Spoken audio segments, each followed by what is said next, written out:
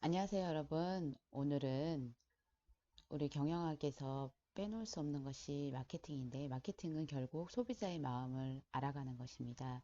소비자의 마음, 소비자의 행동을 알기 위해 할 수 있는 것이 바로 리서치인데요. 그러한 리서치 중에서도 기술조사, 다른 탐색조사나 인과조사 말고 기술조사, 디스크리티브 리서치의 한 부분인 서베이에 관련해서 한번 얘기를 해보려고 합니다. 기술조사, 즉 디스크리티브 리서치는 이름 그대로 어떤 연구 대상의 특성 혹은 어떤 현상을 기술, 묘사, 설명하는 것이 목적입니다. 흔히 이러한 기술조사에는 여러분들 아시는 서베이나 혹은 관찰법 이런 것들이 있을 수 있는데 오늘은 그 중에서도 가장 널리 사용되고 우리가 일반적인 소비자로서 가장 어떤 마케팅 조사에서도 많이 접할 수 있는 서베이 그것에 대해서 얘기를 해보고자 합니다. 즉 기술 조사를 위해서 가장 널리 사용되는 방법이 바로 서베이법입니다. 그 이유는 여러 가지가 있을 수 있지만 짧은 시간 안에 많은 방대한 양의 데이터를 모을 수 있기 때문입니다. 물론 이것에 대한 장단점이 있기 때문에 뭐 요즘은 관찰법을 많이 활용하기도 하지만 일단 현재까지는 우리가 실무적으로 가장 많이 활용하는 것이 서베이입니다. 즉 서베이는 관찰법과 달리 어떤 질문을 해서 다수의 응답자로부터 자료를 수집하는 방법입니다.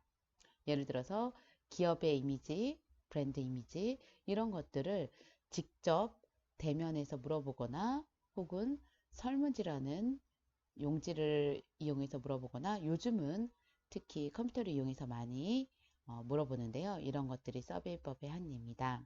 보통의 경우에는 질문의 내용이 사전에 준비되어 있고 그러한 질문의 순서가 미리 결정되는 경우가 많습니다. 대부분의 그런 경우가 많고 예외적인 경우 사전에 준비되지 않은 비구조화된 질문을 하기도 하지만 그거는 좀 예외적인 경우고 일반적인 경우는 사전에 준비된 양식에 따라 준비된 순서에 따라 보통 서베이가 이루어지게 되죠. 이러한 정해진 내용과 순서가 기대된 서식, 양식, 포맷을 우리는 흔히 설문지라고 하고 그래서 서베이법을 우리가 설문조사라고도 얘기를 하게 됩니다.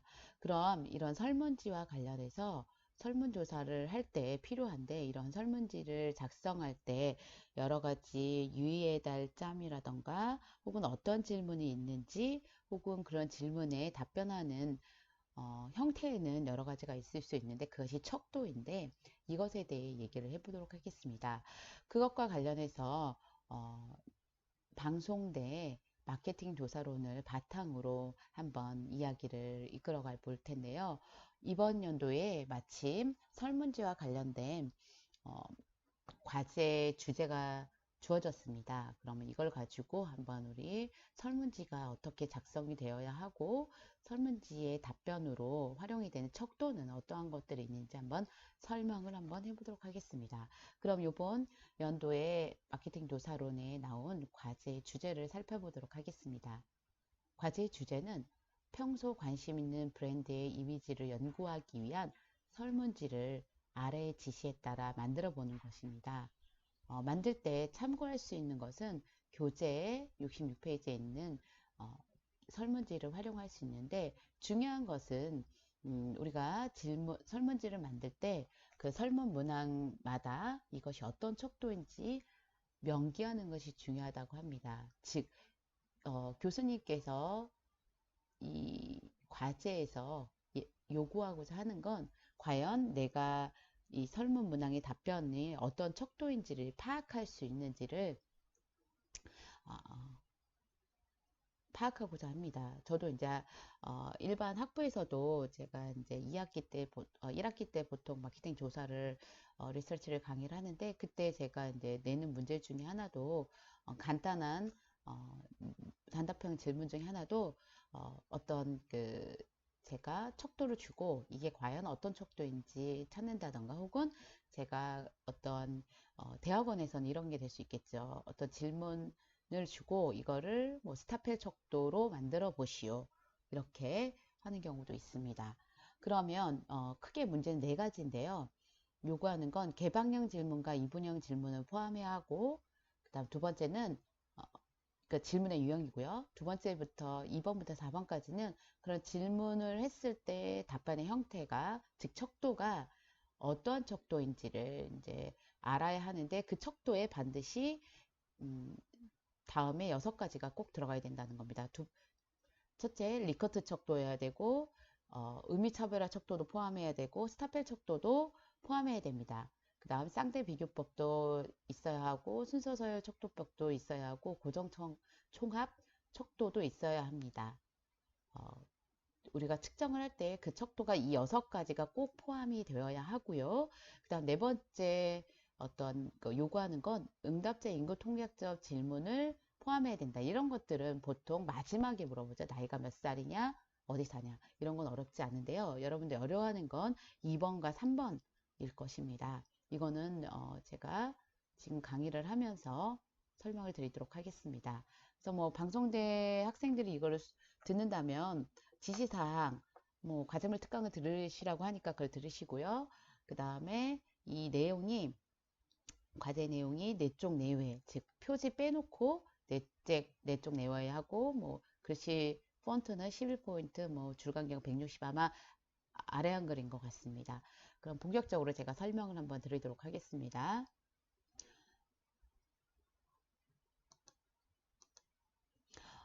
우리 예시로 주어진 설문지 있죠? 66페이지 설문지를 보면 이 교수님께서 이제 농협은행, 그 다음에 특히 이제 농협 하나로마트에 대해서 브랜드 이미지를 어, 연구를 위해서 사용했던 설문지, 실제 설문지 같습니다. 그래서 여러분들이 내가 소비자로서 이 설문지를 받을 때는 그냥 내용만 읽고 이 답변을 하셨을 텐데, 이 질문지를 만드는 입장에서는 굉장히 많은 노력이 요구가 됩니다. 근데 어쨌든 여러분들이 지금부터는 내가 소비자가 아니라 어떤 피실험자가 아니라 내가 연구자이고 조사자라는 입장에서 이걸 바라보셔야 되는데요. 설문지를 보시면 이러한 내용으로 일단 어떤 연구를 하는지, 그 다음에 어디 연구기관인지 보통 여기에 주어지는데요. 여기는 진짜 교재이니까 빠졌고요. 보통 여기에 어느 연구기관인지 학교인지 아니면 리서치 회사인지 아니면 회사인지 이런 것들이 반드시 언급이 되어야 합니다. 여기 정도에. 그 다음에 이제 답변 요령, 이제 우리가 설문지를 만들 때는 초등학생이 답변해도 될 만큼의 쉽게 문구를 만들어야 돼 하는데, 그 이유는 오해를 없애기 위해서입니다. 그래서 그 에러를 줄이기 위해 이 답변 요령도 이렇게 주어졌습니다. 그래서 뭐 이런 문구들이 있는데 그건 여러분들이 살펴보시면 될 것 같고요. 이런 문제들이 있었습니다. 그래서 이렇게 쭉 하고 여기 보시면 인구 통계학적 질문 우리 반드시 넣으라 했죠. 이건 마지막에 넣으시면 돼요. 보통 마지막에 넣으면 뭐 성별, 그다음 연령, 직업, 학력, 소득, 거주 지역 이런 정도를 넣으시면 되는데, 이걸 아무렇게나 넣는 건 아니고요. 내가 필요한 정보이기 때문에 넣는 거예요. 그래서 앞에 있는 그런 어떤 그 변수들의 영향을 미칠 만한 것들을 나중에 언급하기 위해, 혹은 내가 향후에 이 연구의 결과를 설명하고자 할 때 이러한 인구 통계학적 변수와 관련해서 설명을 결론에서 해주기 때문에 이런 것들을 하는 거지, 그냥 무작정 어디 사는지 그다음 직업이 뭔지를 그냥 묻는 건 아니에요. 그래서 어쨌든 이런 것들이 인구 통계학적 변수라는 거, 네, 알려드리도록 하겠습니다. 우리가 이제 서베이를 하기 위해서 가장 많이 활용되는 게 정형화된 설문지인데요. 서베이는 아까 말씀드렸다시피 본질적으로 질문을 하고 그에 대한 응답을 분석하는 방법입니다. 질문은 정형화된 양식에 따라 진행되는데, 그런 양식을 제가 말씀드린 대로 캐스트로네리어 설문지라고 했습니다. 그런데 조금 전에도 제가 말씀을 드린 것처럼 설문지를 잘못 작성하게 되면 조사 전체가 무효가 됩니다. 그래서 설문지를 여러분들이 받을 때, 푸실 때는, 응답을 하실 때는 그냥 하시지만, 이거를 작성할 때는 연구자나 조사자들은 굉장한 심혈을 기울이게 됩니다. 왜냐하면 이게 잘못 만들어지게 되면, 즉 인풋이 잘못되면 아웃풋이 잘못되기 때문에 굉장히 많은 심혈을 기울입니다. 그래서 이 내용은 여러분들 읽어보시고 제가 시간 관계상 설명을 드릴 수는 없고요. 이 내용은 한번 읽어보시면 좋을 것 같습니다.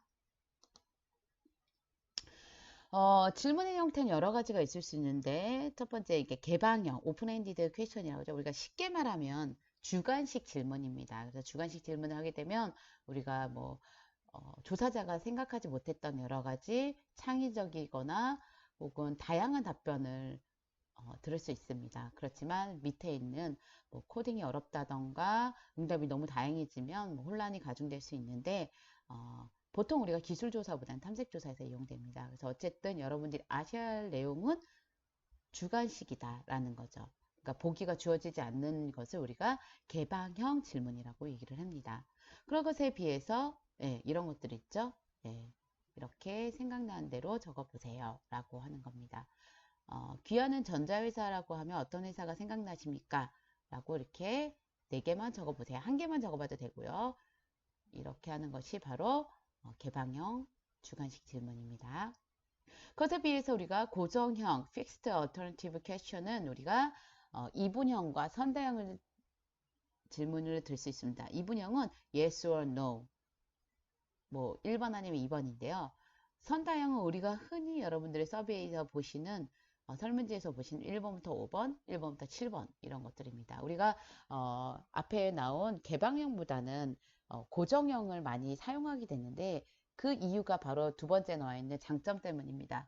응답이 응답자 입장에서는 쉽고요. 그 다음에 코딩이 쉬워요. 이제 우리가 나중에 컴퓨터로 분석을 하게 되는데 코딩이 쉽고 객관적일 수 있기 때문입니다. 그래서 근데 뭐 장단점은 이런 것들이 있고 선다형 질문에는 우리 과제 주제에 있는 리커트 척도, 의미차별화 척도, 스타펠 척도 뭐 이런 것들이 있을 수 있겠습니다.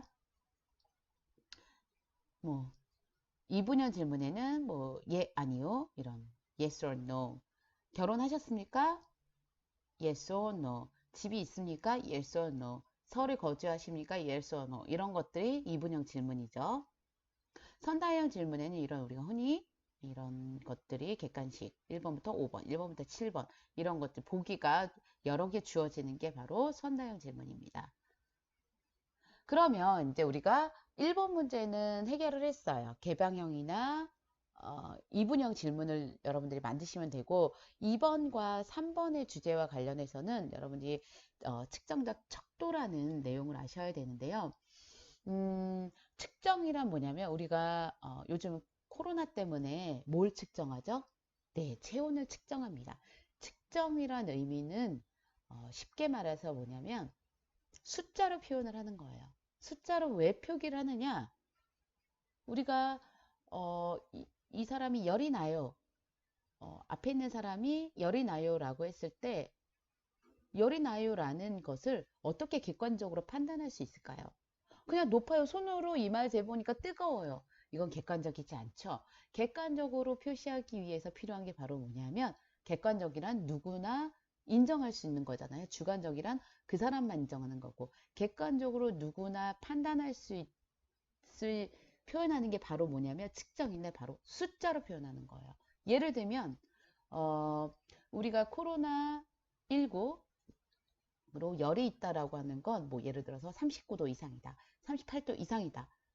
그 이상일 때는 코로나 어떤 그 기본적인 열의 기준이라는 거죠.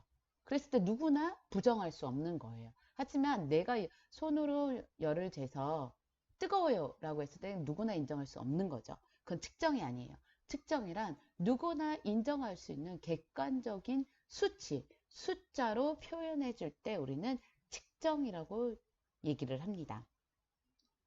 그런데 우리가 특히 이제 경영학, 마케팅에서 이제 측정을 하는 걸 우리가 변수를 측정한다고 하는데 그런 변수들에는 뭐 매출액도 있을 수 있고 무게도 있을 수 있고 그다음 뭐 충성도, 우리 과제에 주어진 브랜드 이미지, 열정 이런 것들이 있을 수 있는데 그런 것들을 측정해야 되는데 그런 것들을 측정하려면 즉 숫자로 표현을 해야 하는데 그런 과정이 바로 이제 측정 과정입니다. 음, 여기 구성 개념을 측정하기 위해 다시 정의하는 게 바로 조작적 정의인데요. 그거는 향후에 제가 좀 더 설명을 드리도록 하겠습니다. 어, 어떠한 추상적인 브랜드 이미지라던가 충성도라던가 이거 굉장히 추상적이잖아요. 우리 코로나19의 굉장히 추상적인데 이거를 어, 내 어떤 이 연구자나 조사자가 어떤 일정 기준에 의해서 정의를 다시 내리는 거예요. 그게 바로 조작적 정의고 그 기준에 따라서 조작적 정의가 일종의 기준이라고 보시면 돼요. 기준에 따라서 측정한 것이 측정 값인데 그걸 가지고 우리는 뭐예요? 판단을 합니다. 판단을 하고 분석을 하게 되는 거죠. 그래서 우리가 측정을 하게 되는데 예를 들어서 브랜드 충성도라고 했을 때 우리가 개념적 정의, 이건 사전에서 찾아보면 되는데요. 브랜드의 애착을 느끼는 정도예요. 그럼 어떻게 측정할 건데, 어떻게 숫자로 표현할 건데 라고 했을 때 조사자는 이렇게 뭐 10번의 구매 중 특정 브랜드를 구매한 횟수 혹은 10개의 브랜드 중 선호하는 순위 이런 걸로 나는 정의하겠다라는 거죠. 조작적 정의는 연구자, 조사자마다 다 다릅니다. 그러면 측정은 제가 아까 말씀드린 것처럼 미리 결정된 규칙에 따라 즉 내 기준에 따라 어, 어떤 변수에 브랜드 이미지라던가 충성도라던가 이런 거를 수치나 기호를 할당하는 과정입니다. 그게 측정이에요. 그러면 그러한 수치나 기호의 체계, 즉 측정하는 도구를 그런 내가 기준을 정했는데 그 도구를 뭐라 그러냐면 바로 척도라고 얘기를 하는 겁니다. 측정 규칙에 따라서 내가 필요한 도구. 나는 코로나19의 열을 재는데 그 열을 재는 그죠? 난 38도 이상은 코로나에 있다라고 정의하겠다라고 했는데 그 측정하는 도구는 다르겠죠. 예를 들어서 그 열로 재는 거 있죠. 우리 이마로 재는 것도 있을 수 있고 그 다음에 귀로 넣는 것도 있을 수 있고 그쵸? 여러 가지 도구가 있을 수 있는데 그게 바로 척도라는 거죠. 몸무게를 재는데 우리가 전자저울에 올라갈 수도 있고 그 다음에 아날로그 저울에 또 올라갈 수 있어요. 그러한 도구가 바로 척도라는 거죠. 이런 척도는 되게 많아요. 몸무게를 무게를 재는 도구도 다양한 것처럼 온도를 재는 도구도 다양한 것처럼 이 우리 어떤 하나의 변수, 브랜드 이미지 혹은 브랜드 충성도 이런 것들을 측정하는 척도는 굉장히 많을 수 있습니다. 그것을 이제 우리가 아까 말한 뭐 리커트 척도도 있을 수 있고 의미사별의 척도도 있을 수 있고 스타펠 척도도 있는 거죠. 그래서 하나의 변수를 측정하는데 여러 가지가 있을 수 있는데 보통은 여러 가지 어떤 척도를 이용하면 좋다라는 겁니다. 그러면 이런 척도에는 크게 매트릭 척도와 비매트릭 척도로 나뉠 수 있는데 비매트릭 척도 앞에 뭐라고 되어 있냐면 비교 척도라고 되어 있습니다. 그럼 매트릭 척도는 다른 말로 말하면 뭐냐면 비비교 척도예요. 즉 비교하지 않는다는 거고 비교 척도는 뭐냐면 다른 대상과 비교한다는 거예요. 예. 그러면 구체적으로 살펴보겠습니다. 비교 척도는 어떤 연구 대상을 비교해서 우월한 걸 선택하게 하는 겁니다. 그럼 비교 척도에는 어떤 것들이 있는지 한번 살펴보도록 하겠습니다. 첫 번째, 쌍대 비교법이 있어요. paired 하는 거예요. 쌍을 지어주는 거예요. 쌍을 지어주는 거. 쌍을 지어주는데 어, 예를 들어서 다음 중 A부터 E 라면이 있는데 어떤 두 라면 중에 페어드 되어 있는 묶여 있는 두 라면 중에 어, 더 좋은 라면 뭐 혹은 예를 좋은 라면 될 수 있고 매운 라면 혹은 맛있는 라면이 뭔지 고르시오 라고 하는 거예요. A와 B 중에 A와 C 중에 A와 D 중에 D 이렇게 응답을 하는 거죠. 이게 바로 쌍대 비교법입니다. 즉 두 대상을 비교하는 라는 거죠. 근데 이런 경우는 쌍대 비교법은 보통 일반적인 우리 소비자를 대상으로 할 땐 많이 사용은 되진 않습니다. 왜요? 우리가 A부터 E라면까지 비교하려고 보니까 지금 몇 번을 비교를 해야 돼요? 몇 번을 10번을 응답해야 되죠.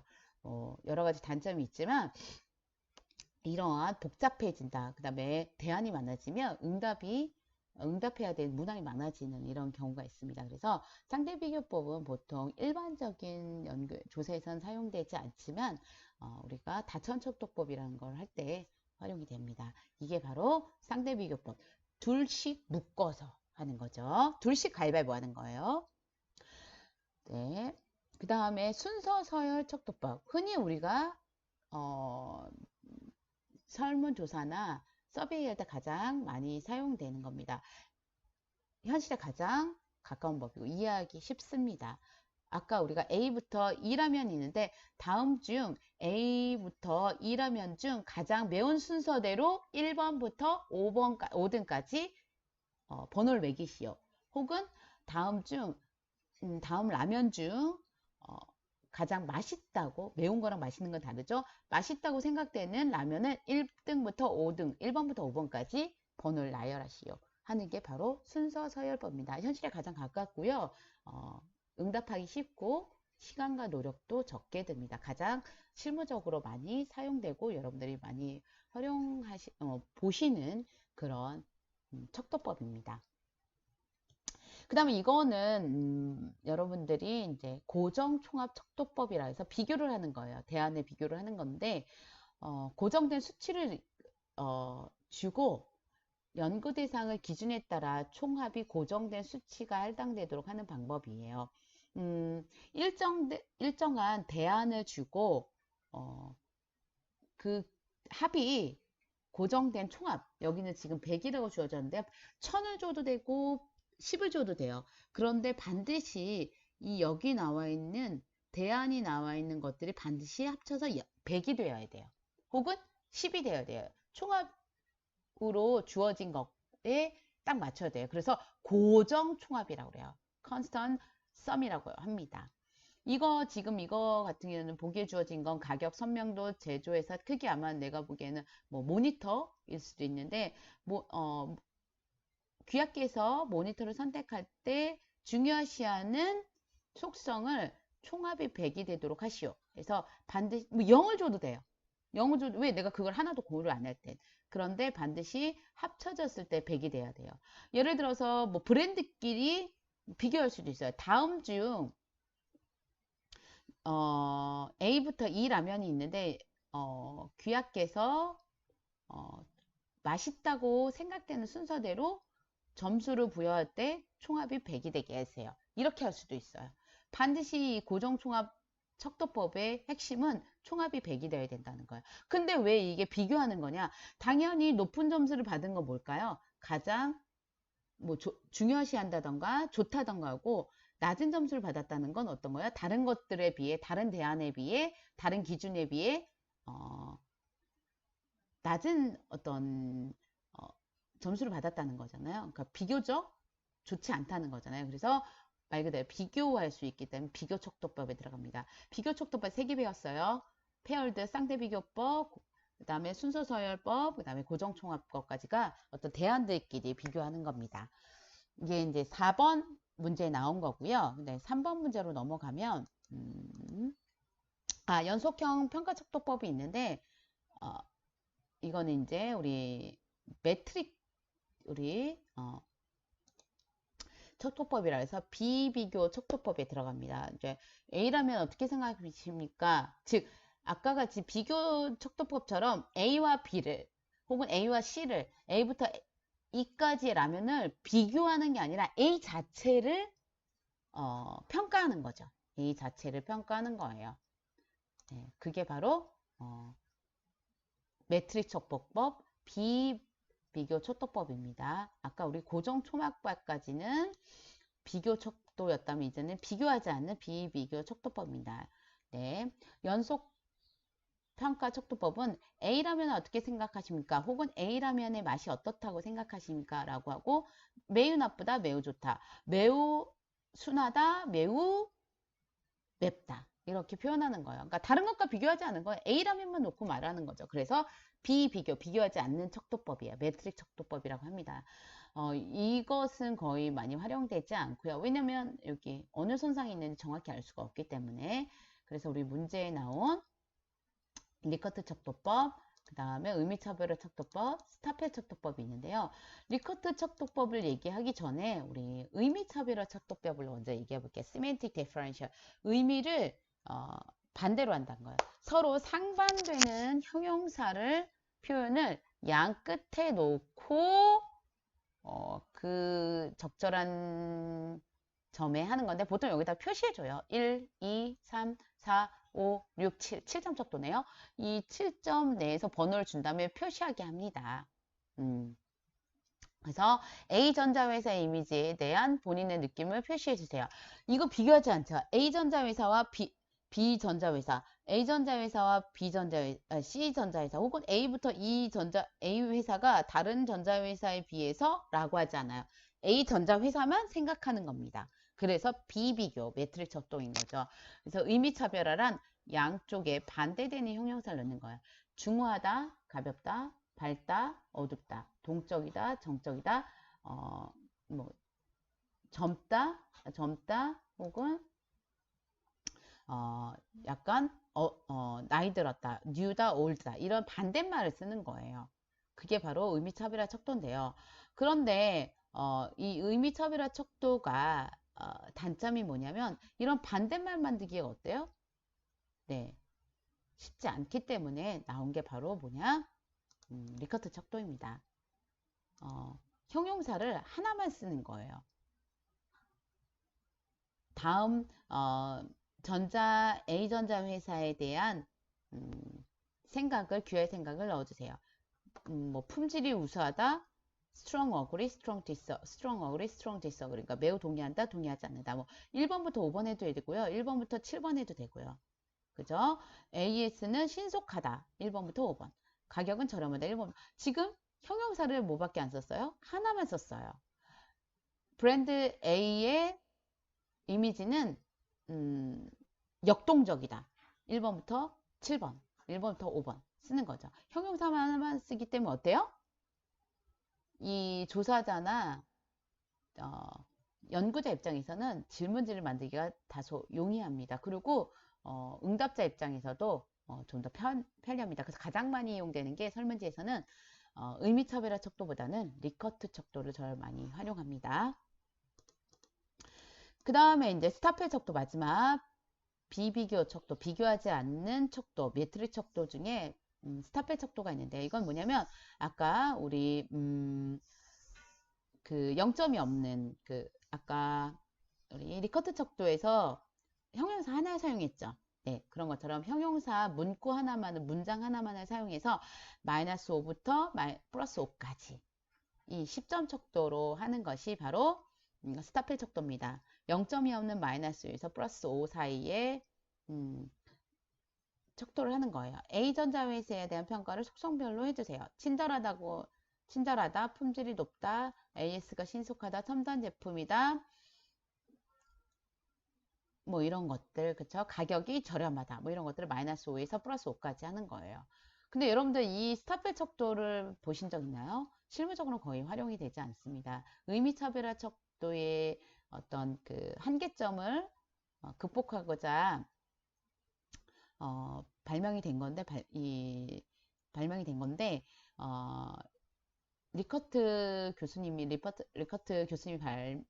그쵸? 개발한 리커트 척도가 좀 더 많이 활용이 되고요. 스타펠 척도는 보통 많이 활용이 안 됩니다. 여러분들 보시다시피 우리가 얼마나 불친절을 할 때 마이너스 1인지 마이너스 5인지 이 마이너스의 개념이 플러스 1과 마이너스 1의 차이를 실질적으로 마이너스와 플러스의 차이를 실질적으로 응답하기가 쉽지 않아요. 그렇기 때문에 이거는 잘 활용이 안 되고요. 개발되었다고만 아시면 되고 여러분들 과제를 하실 때 이렇게 문구를 만드시면 됩니다.